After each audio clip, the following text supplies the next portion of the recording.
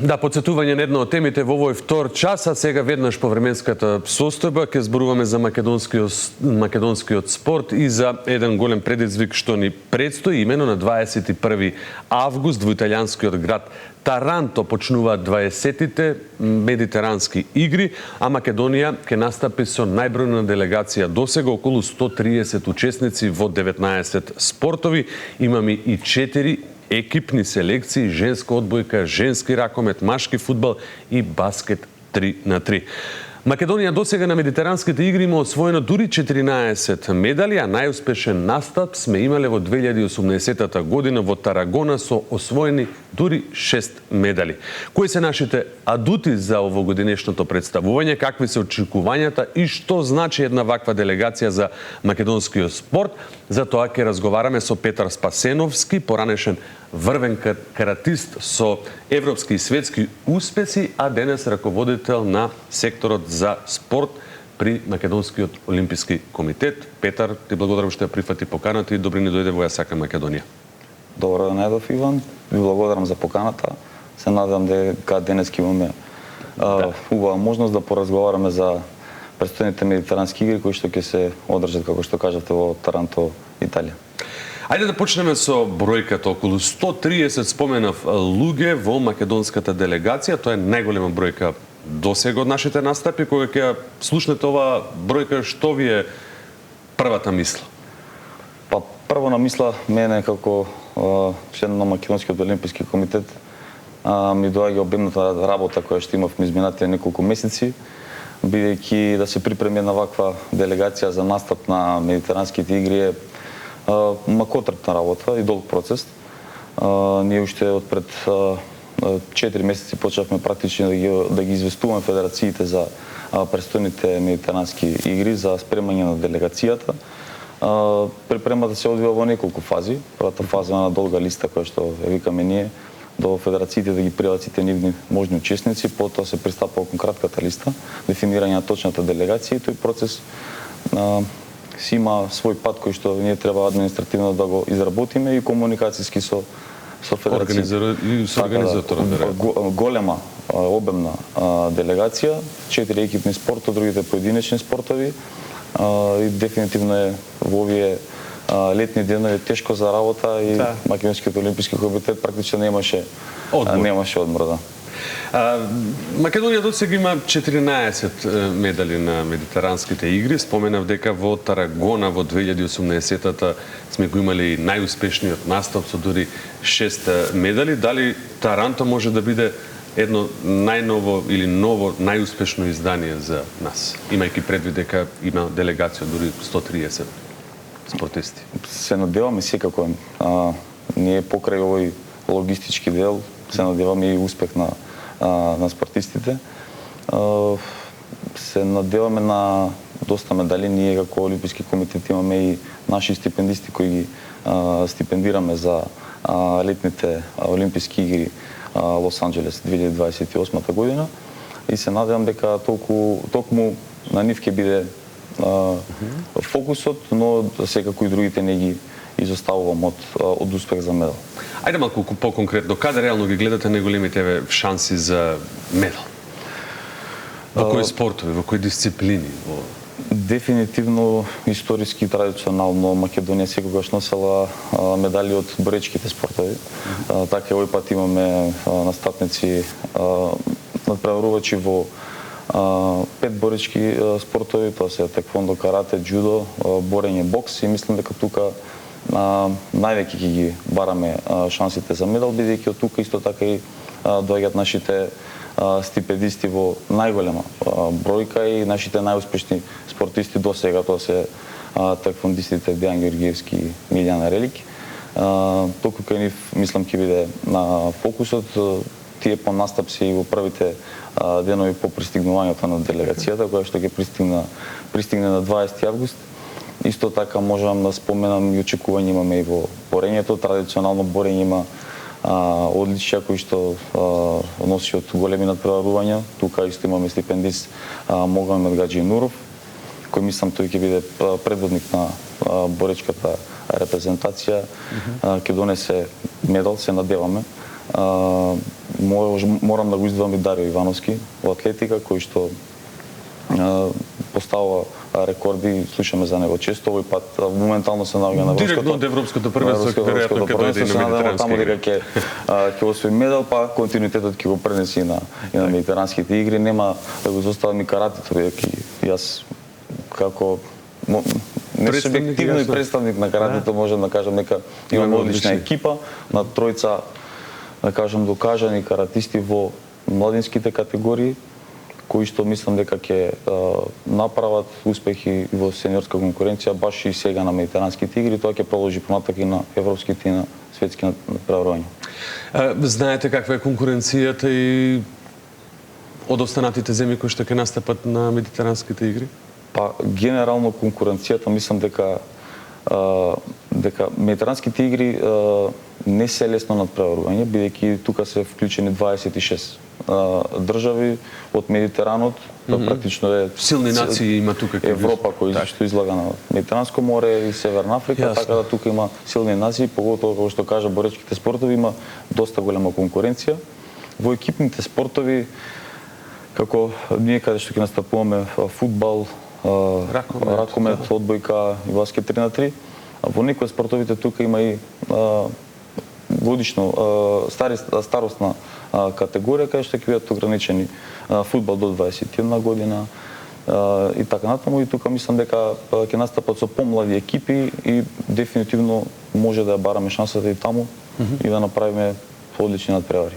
Интересно е дека можеби е и една од најинтересните работи што Македонија ќе има 4 екипни селекции, женска одбојка, ракомет, машки фудбал и баскет 3х3. Колку е значено сето тоа настап на екипен спорт, па посебно на тоа што на медитеранските игри спомена дека постои ограничување во однос на возраста, па практично младите ќе имаат шанса да настапат на едно интернационално надпреварување. Колку навистина е значено ваквиот настап кога станува збор за екипните спортови?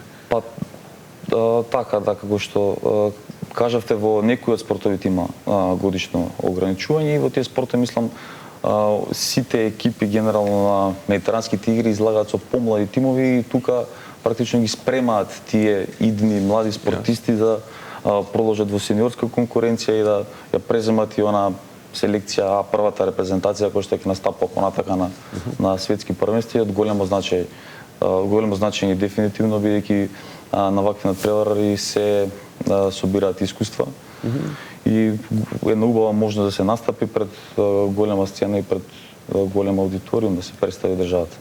Колку од овие 4 тима или кои од овие 4 тима имаат најголеми амбиции?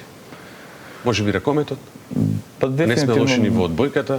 Дефинитивно да, и во одбојка и во сега не сум запознат како е со баскетот 3х3, како ние котираме како Македонија, нова дисциплина е. Ако не се лажам дека на последниве олимписки игри беше ставен и како олимписки спорт, поправиме ако грешам.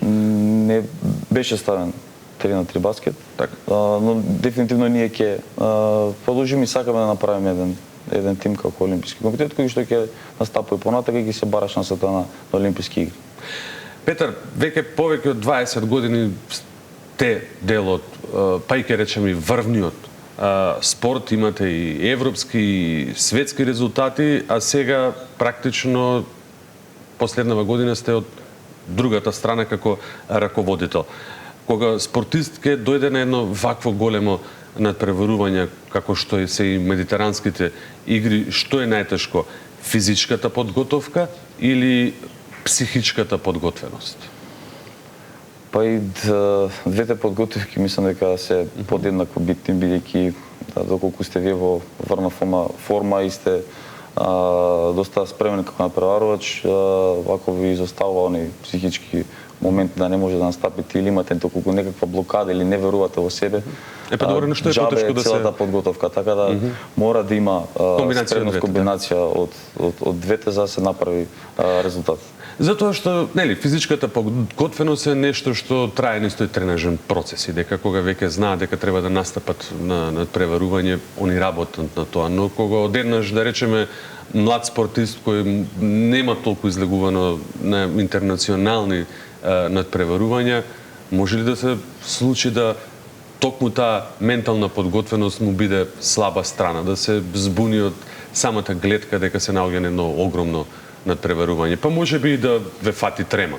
Апсолутно е возможно, бидејќи на некои млади спортисти им треба време, им треба искуство, им треба да кажам повеќе надпревари, да ја осетат таа светска сцена за да направат резултат, за да знаат како да се носат со притисокот кој ќе излезат на терен пред голема публика, под голем притисок во значајни надпреварувања за медал.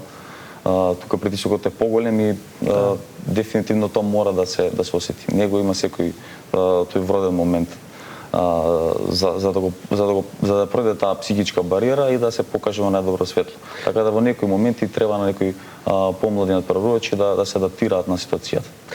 Што денес еве како раководител би му кажале на Петар, на себе си од пред 15-20 години кога ќе се потсетиш за твоите рани настапи? Па не само и на мене, можеби генерално на сите млади спортисти кои да се надоврземе на тоа. Дефинитивно упорност е една од најбитните работи, бидејќи доколку сте упорен со права насоченост, вистинска насоченост од вашите тренери, да работите напорно, мислам дека сите спортисти кога тогаш ќе имаат својата шанса и треба во прав момент да вистински да ја прифатат и да искористат.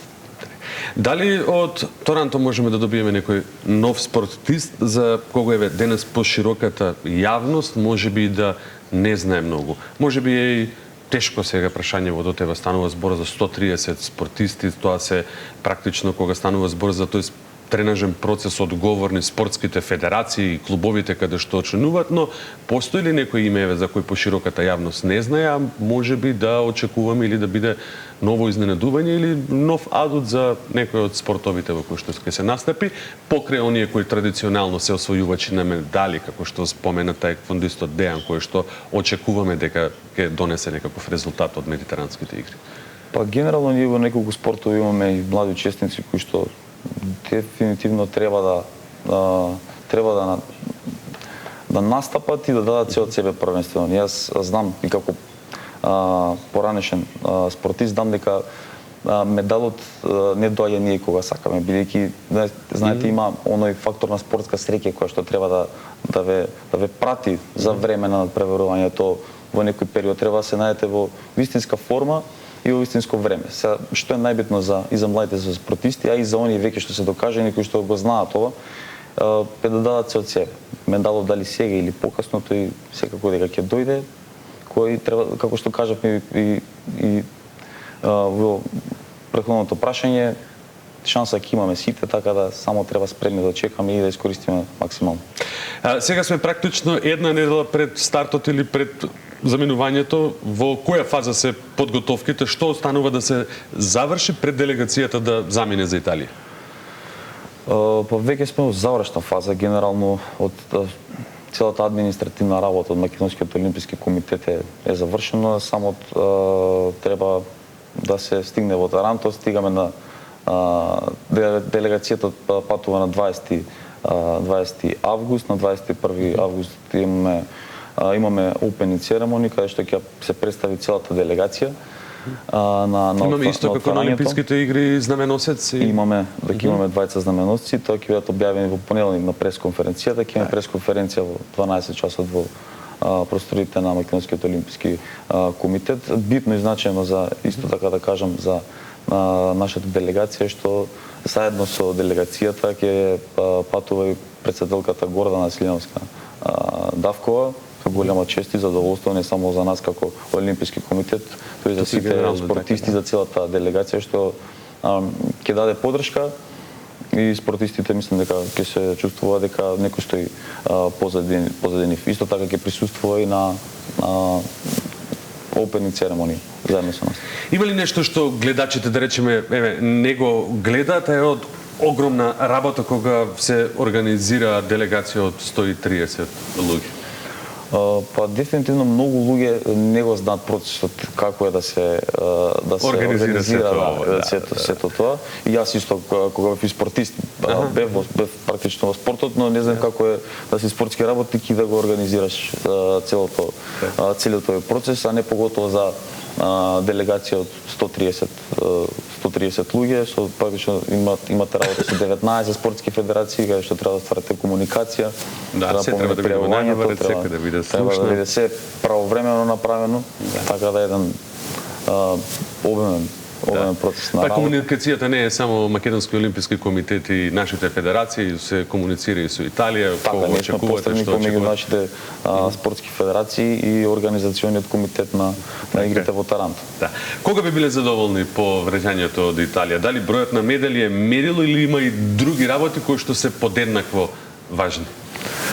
Па генерално се заедно во склопот, тоа како е организиран овој целиот настап на медитеранските игри од страна на Олимпискиот комитет. Знам дека целата јавност секогаш суди по остварениот број на медали.